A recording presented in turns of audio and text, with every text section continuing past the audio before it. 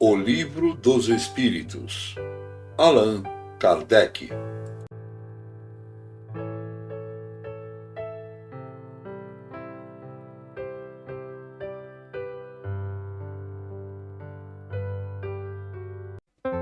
Livro 4.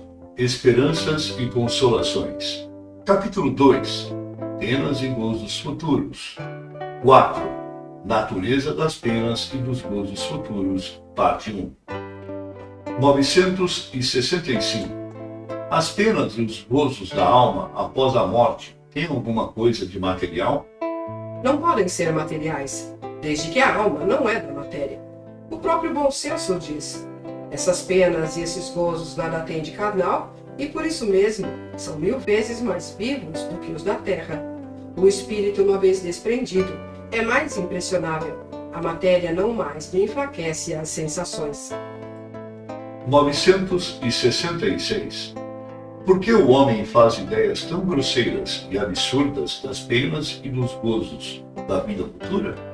Inteligência ainda não suficientemente desenvolvida. A criança compreende da mesma maneira que o adulto? Aliás, isso depende também do que se tenha ensinado. É nesse ponto que há necessidade de uma reforma. Vossa linguagem é muito imperfeita para exprimir o que existe além do vosso alcance. Por isso foi necessário fazer comparações, sendo essas imagens e figuras tomadas como a própria realidade. Mas, à medida que o homem se esclarece, seu pensamento compreende as coisas que a sua linguagem não pode traduzir. 967. Em que consiste a felicidade dos bons espíritos? Em conhecer todas as coisas, não ter ódio nem ciúme, nem inveja, nem ambição, nem qualquer das paixões que fazem a infelicidade dos homens. O amor que os une é para eles a fonte de uma suprema felicidade. Não experimentam nem as necessidades, nem os sofrimentos, nem as angústias da vida material. São felizes com o bem que fazem. De resto, a felicidade dos espíritos é sempre proporcional à sua elevação.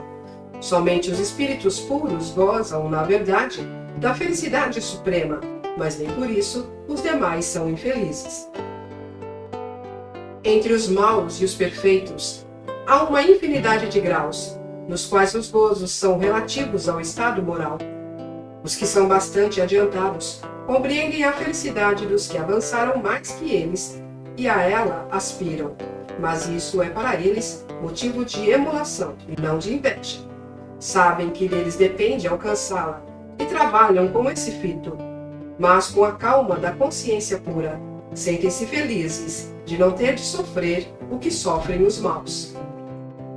968. Contais a ausência das necessidades materiais entre as condições de felicidade para os espíritos.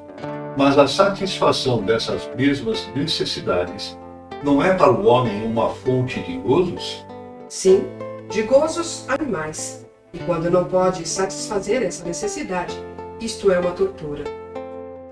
969. O que se deve entender quando se diz que os espíritos puros estão reunidos no seio de Deus e ocupados em lhe cantar louvores? É uma alegoria para dar ideia da compreensão que eles têm das perfeições de Deus, pois o veem e compreendem, mas, como tantas outras, não se deve tomá-la ao pé da letra. Tudo na natureza, desde o grão de areia, canta, ou seja, proclama o poder, a sabedoria e a bondade de Deus.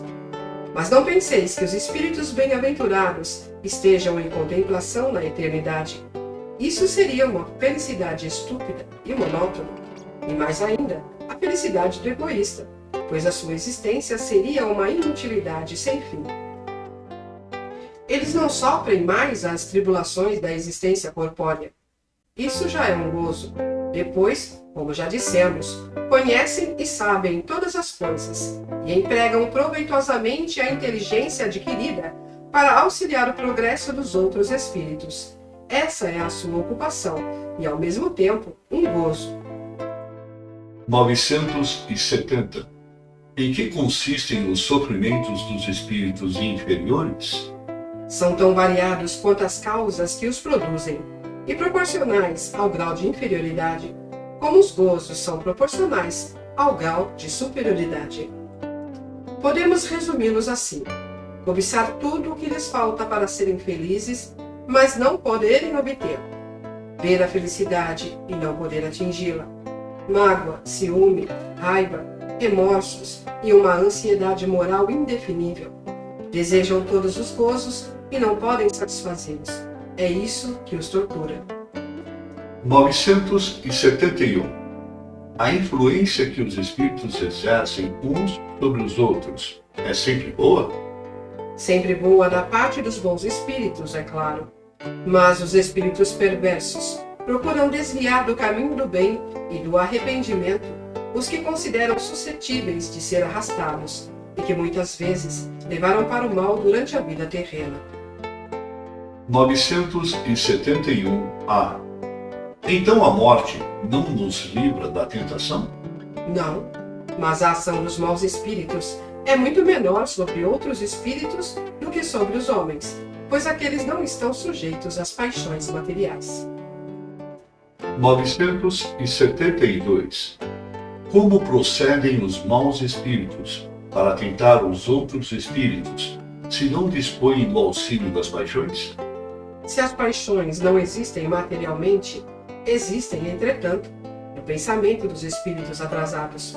Os maus entretêm esses pensamentos, arrastando suas vítimas aos lugares onde deparam com essas paixões e, contudo, os que as possa excitar. 972-A. Mas para que servem essas paixões, se lhes falta o objeto real? Assim é precisamente para o seu suplício.